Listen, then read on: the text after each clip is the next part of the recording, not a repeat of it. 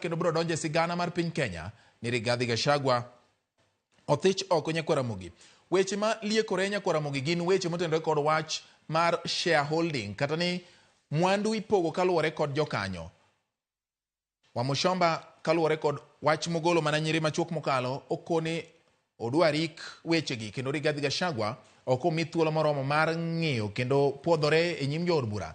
Bende onyiso to gimomiyo oti kod moko kuom televisen kata tipo mane en godo kano wuoyo e gwenge mano wuothe ka iwacho ni od bura nyaka puodh picha kata tipo machal kod mago eka mondo mi ti kodgi.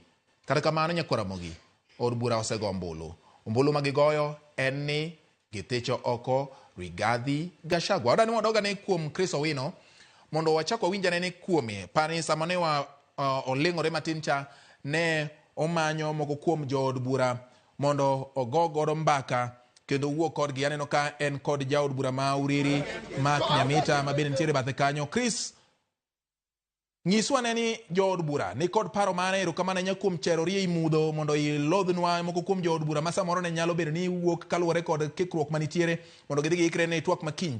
Nyiswa ni gikine ni jaod bura miyudo Mark Nyamita nyalo nyisowa ka in kode ni to en to wacha ng'o. Gik makoro iwacho ni samoro Rigathi Gachagua ne okomi thuolo mar chiwo nende kendo luokore malong'o mone thuolo moromo mano miye kata thuolo mano miye ok noromo mondo mi oler gik momiyo en wuon ne ka ok owinjo bed ni gole apisi.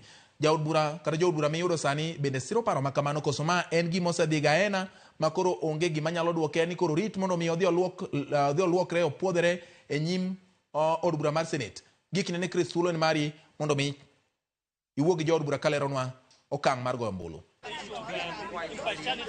Erokamano George Bati nikech an kod jaod bura ma Uriri Mark Nyamita an ok abi wacho gimoro en ma odhi lero ne jopiny nikech en ma en e od bura kendo goyo ombulu odhi nyiso wan to en ogoyo ombulu ma tero Rigathi Gachagua pacho kose to ang'o momiyo ogoyo ombulu makamano. Mark Nyamita erokamano kuom yudo thuolo mar tuwa kod Ramogi TV. Thuolo machuok mokalo ugoyo ombulu mar tero Rigathi Gachagua pacho. Ombulu mari ne en kom mane? Ne igo ombulu mar tero Rigathi Gachagua pacho kose ne igo ombulu mar mondo bedi apisi? No, an nagoyo ombulu mar Rigathi Gachagua dhi dala. To ken an kenda. In fact, kura mogo e bunge kawuono ne en kura mar jo-Kenya. To kaka nyocha wacho kan weekend ni kura manago kawuono ne en kura manayudo nego joga shares. Waoro ng'amo okawo shares ofunde gweng' achiel. Kura danyiso jo-Uriri gi jo-Migori ni wan wasetieko e bunge ka kuro waoro gine Senate. But kineno kaka nogo kura e bunge, jo Mount Kenya jodala gi Rigathi ng'enygi ogoyo kura including mjumbe mare moyiere ogo kura ni mondo dhi dala. The larger Mount Kenya region ogo kura no dhi dala. Jo Mombasa ogo kura no dhi dala. Jo North Eastern ogo kura no dhi dala. Jo Rift Valley, jo Western, jo Nyanza, yani Kenya te penjo en achiel ni kata de ni ji onea Rigathi Gachagua jo Kenya te ma jowete gin tiere iye ka ok nyal bedo wrong.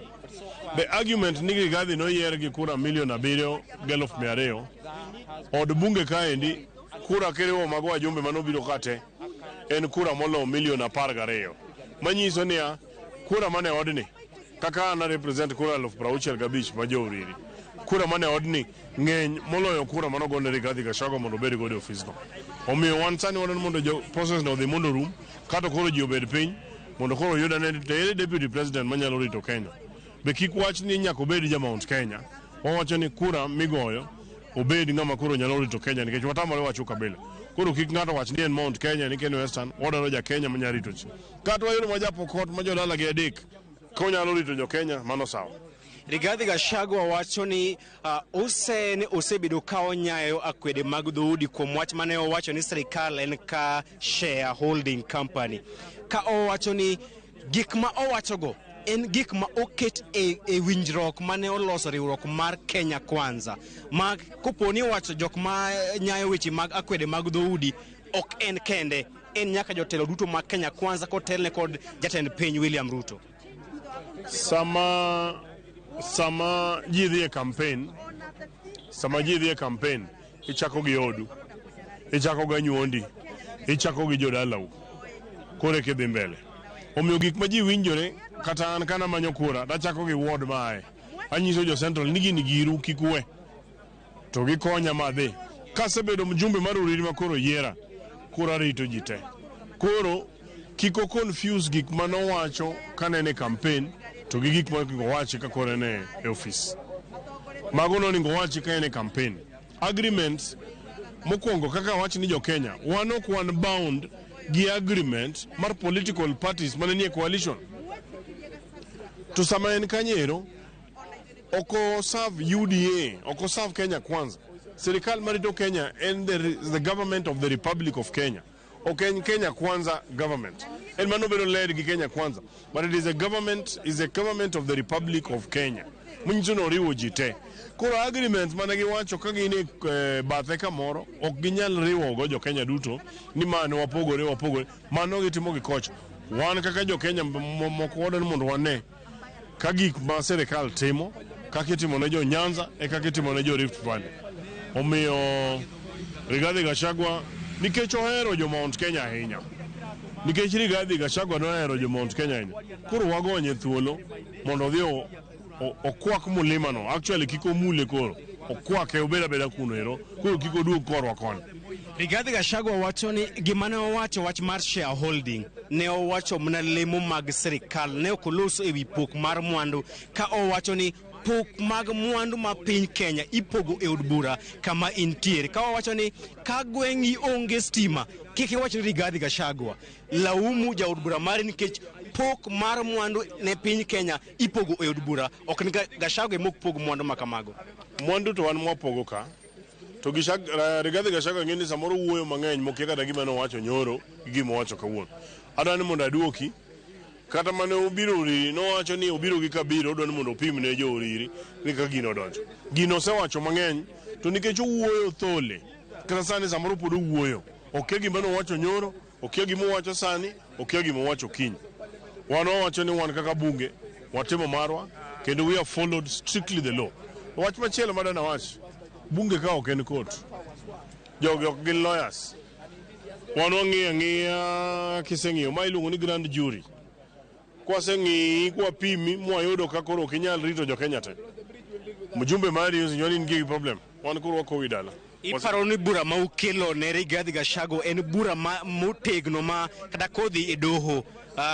To doho nyalo siro lwedo kose en mana weche mag siasa ka wacho ni ithiche oko nikech weche mag siasa mag miriambo. Ka court jok madhi ng'ado bura e court gin jok modak e Kenya to gibiro riwore e paro ma wan godo moa bunge ka. Ka kwatiko mheshimiwa, waneno bende ka kawuono ne jo od bura seche mane ugoyo ombulu ne ok miu microphone mar mondo iwach ni an Mark Nyamita ja od bura ma Uriri awacho yes. Ang'o mene kawuono ok ugo ombulu e mbele microphone mondo jopiny owinj ni ja od bura mane ma ogo yes ama no? Ne wagoyo en mani nikech nonyalo kawo time mang'eny, lakini ne owacho ni ot odhi kwath iwacho tekni speaker nowinjo to record nitie. To kiny be kata sani record kaka ji nogo kura ibiro gol list mar jok manogo yes, jok manotamore gi jok moginene. Koro mano to onge problem. Gino dhi maber. Iparo ni golo Gachagua dhi tieko midhiero duto weche mag akwede mag dhoudi, weche mag mibadhi, weche mag telo marach mosebedo ka kwako piny owacho mar Kenya Kwanza. En Gachagua kose en piny owacho mar Kenya Kwanza as a whole? Ok anyal wacho ni golo Gachagua dhi tieko midhiero mag akwede. But koro ka nitiere jogo ma pod odong' e sirikal manyayo akwede, to koro nyaka gilir itgi ni nyaka gitine jo Kenya.